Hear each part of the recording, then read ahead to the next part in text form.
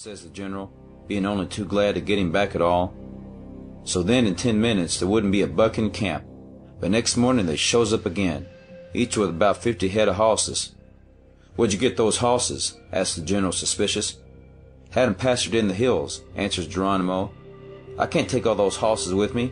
I believe they're stolen," says the general. "My people cannot go without their hosses," says Geronimo. So across the line they goes, and back to the reservation. In about a week, there's 52 frantic greasers wanting to know where's their hosses. The army is nothing but an importer of stolen stock, and knows it, and can't help it.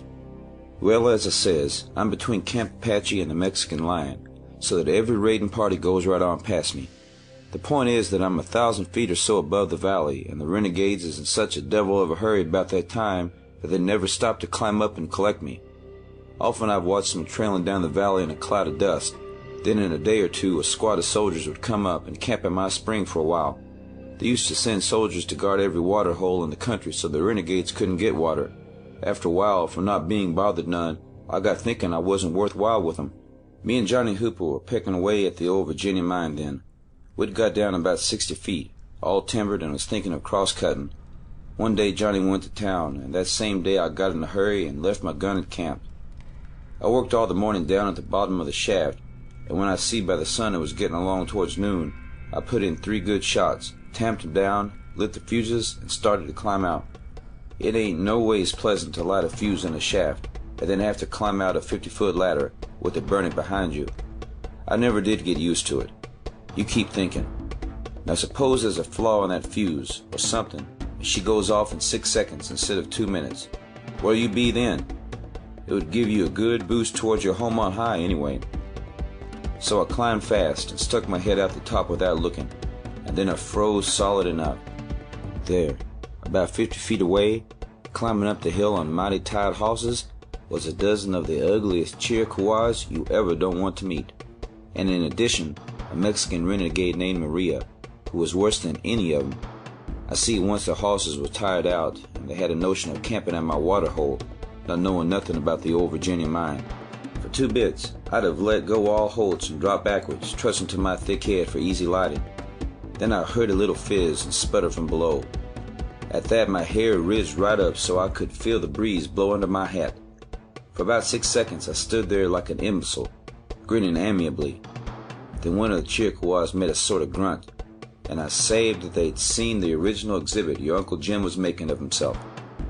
Then that fuse gave another sputter, and one of the Apaches said, "Unda." That means white man. It was harder to turn my head than if I'd had a stiff neck, but I managed to do it, and I see that my ore dump wasn't more than 10 foot away.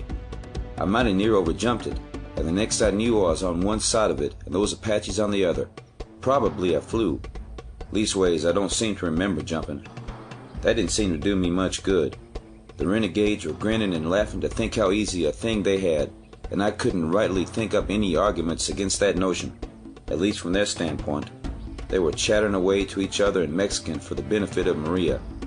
Oh, they had me all distributed, down to my suspender buttons, and me squatting behind that ore dump about as formidable as a brush rabbit. Then, all at once, one of my shots went off down in the shaft. "Boom!" says she, plenty big, and a slather of rock and stones come out of the mouth and began to dump down promiscuous on the scenery.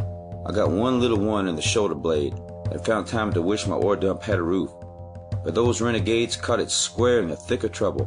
One got knocked out entirely for a minute by a nice piece of country rock in the head. "Otra vez," yells I, which means again. "Boom!" goes the old Virginia, prompt as an answer. I put in my time dodging, but when I gets a chance to look, the Apaches has all got to cover and is looking scared. "Otra vez," yells I again. "Boom," says the old Virginia.